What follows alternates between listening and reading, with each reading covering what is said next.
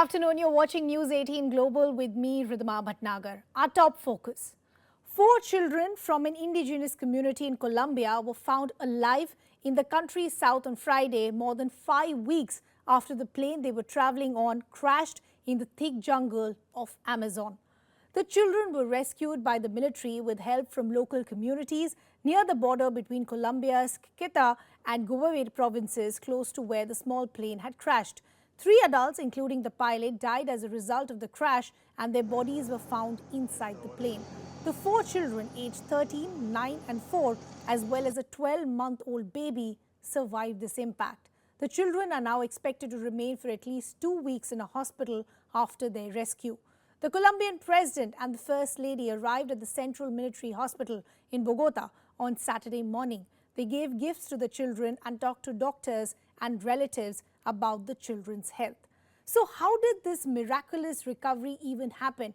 How did these children who were so young actually survive? Let's give you some details of what really happened over the last 5 weeks. It was Operation Hope that helped to find these 4 missing children. These children were rescued by the military and civil aviation members.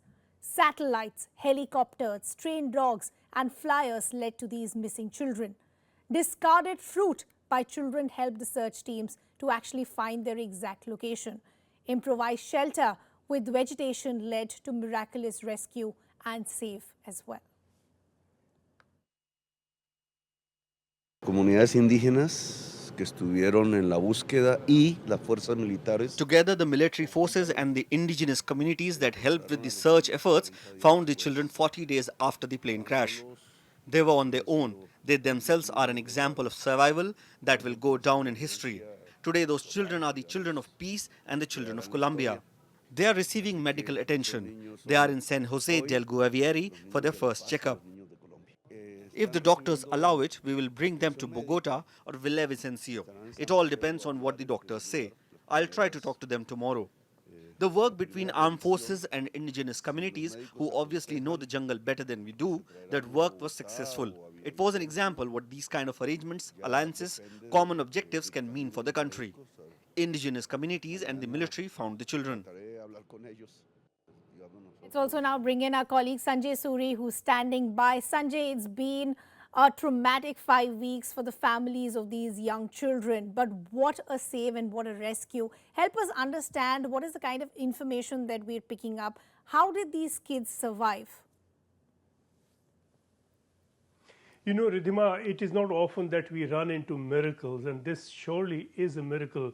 We do know that the small aircraft crashed and that the 2 pilots died almost immediately, but the mother survived for about 4 days. Through those 4 days, she instructed the children what to do to survive, because they clearly seem to have survived the impact itself. It is this lesson, and particularly in the star and the real savior of the children is the eldest one, the 13-year-old girl Leslie, who then picked up some flour, some food that was within the wreckage, apparently on instructions from the mother, and then went to the jungle to look for fresh fruit. And she knows from her mother exactly what to look for. I mean, this is an indigenous family, and they are very close to the environment in which they live, and clearly this will be a lesson for a lot of people for a long time to come.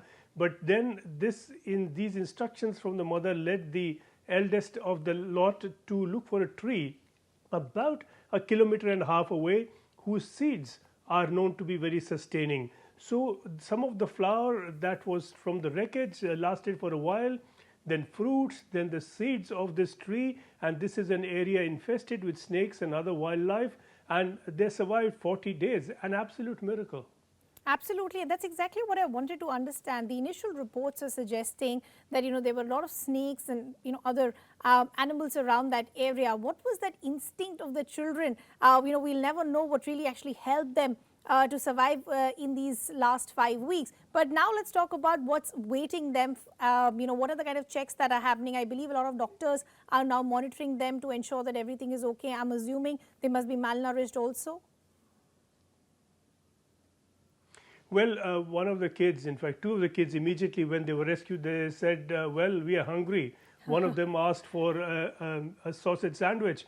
Clearly, this has been a feat of a very remarkable endurance among these children, and they will be looked after. The first apparent signs of this ordeal that we are told is dehydration and a number of insect bites. But beyond that, the children are said to be in fairly stable state, and everyone is hoping that they will survive, of course, and then recover very, very quickly. It's a remarkable feat, and clearly the eldest among them took good care of the others. The youngest, not quite 1 year old. And this is what really a miracle is all about. Against all logic, against all expectations, but the search for them was never given up, and there were telltale signs, as you just reported, bits of fruit that had been eaten into that were abandoned, and this led them to trace these children. On a couple of occasions, rescue parties were said to have been within 50 meters of where the children were later found, but they missed them. So it took all of this time to then get to the children, and just about in time, one would think.